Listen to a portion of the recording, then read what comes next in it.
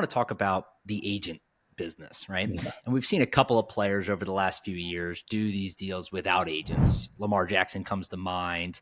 DeAndre Hopkins comes to mind. A bunch of other players have done it as well.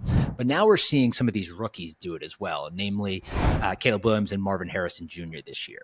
And each of them have had these kind of issues pop up around the process kind of here and there that have come to our attention. And I know that you've negotiated some of these deals. You've literally sat at the table with some of these people. So I want to just get some insight. I want to start with rookies first, right? What does this process look like for a rookie when they come in, and how much of an impact can an agent actually make? Yeah, Joe, it's a great question. And for the listeners that don't know, I spent a decade each on each side here. So a decade as a player agent back at the start of my career, and a decade doing contracts for the Packers on the other side of the table as the second chapter of my career. So really, I've seen it from both sides. A couple things that date me a little bit. Back in the day when I did contracts both on the player side and the team side, they weren't as prepackaged, prefabricated, predetermined as they are now. In other words, the latest CBAs on all sports, but specifically the NFL, in both 2011 and 2020, really kind of preset the numbers for the draft. So if you're the 20th pick in the first round, if you're the 30th pick in the fourth round, you know exactly what you're going to make the night of the draft. So as people are listening to this, they say, well, what do you need an agent for? So it's fine that these players are doing without an agent. Well, for the money, that's a good supposition. You really don't, because you know what the bonus is and you know what the salaries are. And there's some prepackaged escalators in year 3 and 4. Everybody signs a 4-year deal. Here's where you do need an agent. And these are more subtle, more nuanced parts of a contract. Language. A lot of what I did as a negotiator was beyond the numbers, the backside of the contract. Language really concerns what happens when things go south, when someone screws up, when the player's no good or the player has off-field problems. That's what you're really trying to protect as a negotiator from both sides, from the player side and the team side. So a good negotiator will address issues like forfeiture. In other words, what money do you have to give back if you screw up? What future money becomes non-guaranteed that was guaranteed? And one thing about these rookie contracts at the top, especially, they're fully guaranteed in the second round, 3 out of 4 years guaranteed. That's a lot of guarantee. So you would negotiate, okay, if this happens, the future guarantees are void. Give you an example. If a player gets suspended a game, just one game, it could be on field, it could be off field. A lot of contracts say no more future guarantees, void. If you're a good lawyer for the player side, you say, no. It has to be at least a 4-game suspension. In other words, if a player is caught and arrested and it doesn't look good, does that void future guarantees? Well, the team would say yes. The player would say, no. It's got to be a conviction. It's got to go through the legal process. It can't just be a charge like Scotty Scheffler or something. It can't just be that. So anyway, those are things you can note. And the other thing is bonus payout. We read about these big bonuses, especially for first rounders, $20, $30 million bonuses. But nowhere in the CBA prefabricated numbers is how you pay it out. On the team side, you want to defer. You want to pay that over 2, 3, 4 years. On the player side, you want it now. So a good agent or a good team negotiator really works on that. So I'm not saying a player can't do that, but this is where a player would need advice beyond the numbers, language and bonus payout specifically. So I've sort of gone back and forth on this. And the reason I bring it up is because I actually wrote a newsletter and made a video on this a few weeks ago, and it inspired some back and forth. And I actually had an agent, a very popular agent, reach out to me. And I thought at first he was going to say, this is bullshit. Don't be spreading this stuff. Agents are necessary. But he actually had a very nuanced take, and he totally understood it for these very high level guys, right? And the examples we talked through were DeAndre Hopkins and Lamar Jackson. And essentially what he said was, look, those guys are the 1% of the 1%. They can basically just take the last contract that was done at their position and say, I want a little bit more money than that. And there's some language things around that. And maybe they have advisors that they're paying a flat rate to rather than commission. And sure, it's great. The problem arises though when you're not that player. And there's a few different instances where that can certainly come up with lower round guys. But even if you're, a top 5 pick, but not number 1, or top 10, but not number 1.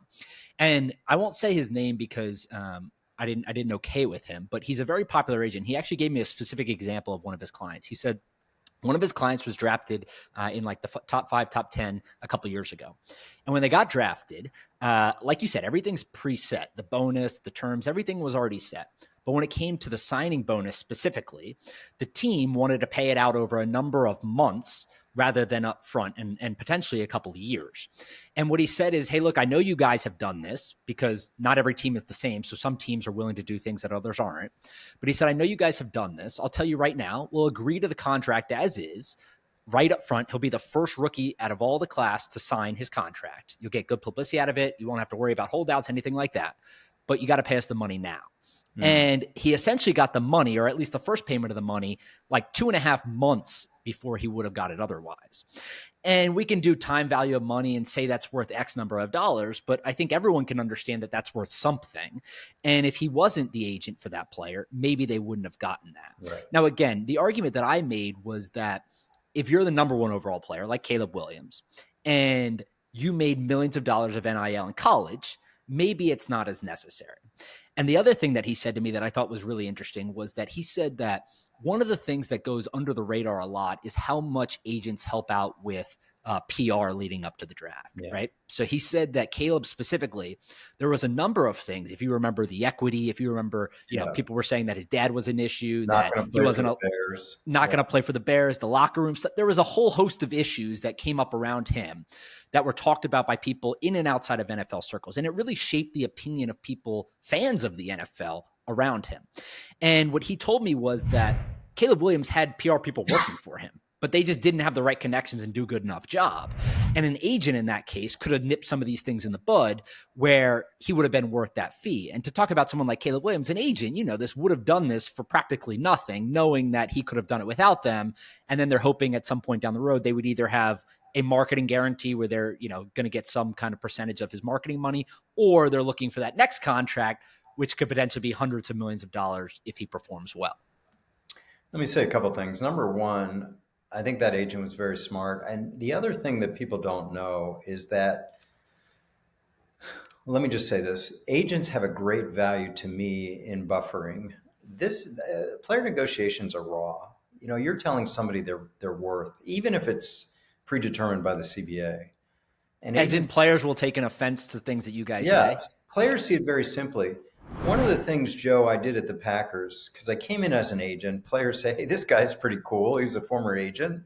I don't need to pay my agent fee. I'll negotiate directly with him. I'm like, great, this will be fun. And I negotiated with some players in the Packers that wanted to do it directly with me. I tell you, Joe, it was not a good experience because of what I just talked about. These are emotional. And I'm basically telling players they're not as good as they thought, or they're not as worthy to the Packers as their peers are to the Cowboys, the Patriots, the Eagles, the Giants, etc. They see it very simply. The Giants, the Patriots, the Eagles, they paid that guy X. I'm better than him. Pay me more than X. Whether the stats say it or not, right? Yeah, I would have to say, beyond the talent, I would have to say, he's 1 year away from free agency. You're 2 years away from free agency. We're paying Aaron Rodgers $20 million a year. They're paying their quarterback $4 million a year. They don't want to hear that. They don't want to hear that. Andrew, what's wrong? Why do you not see me like the Patriots see their guy, or whatever it was? And it was difficult. And I admit to you, I lost friendships. I didn't want to be the guy upstairs, the meanie doing the contracts. But that's exactly what I had to do in those situations. So I missed the value of agents for that. I really missed that an agent would take my words and, as I say, buffer them, present them to the player in a light that doesn't really get them upset at us. Or if they're upset at us, they work it out with the agent. So that was frustrating. The other part I want to tell you is full disclosure. I have helped players without agents in my independent role I'm in the past 10 years. And I won't say the players' names. I told them I would never do that. But some of the things I help them with are just understanding, why a team wants to do something this way. how teams are so concerned with future guarantees, how that makes such a difference in their bottom line and have to fund it, and the precedent for future players. And then on the other hand, tell them, I think the team should be doing more of this. And I would tell the player, ask for this in a nice way. I would write their email back for them, things like that. So I understand where players come from with this, but what Marvin Harrison and Caleb Williams are doing without an agent, I think it's good. I think it gives them an exposure to the business side that they need, and the money is set. I hope they're having advice. It's not me, I can tell you that, that gives them proper guidance on some of these more subtle aspects of the contract.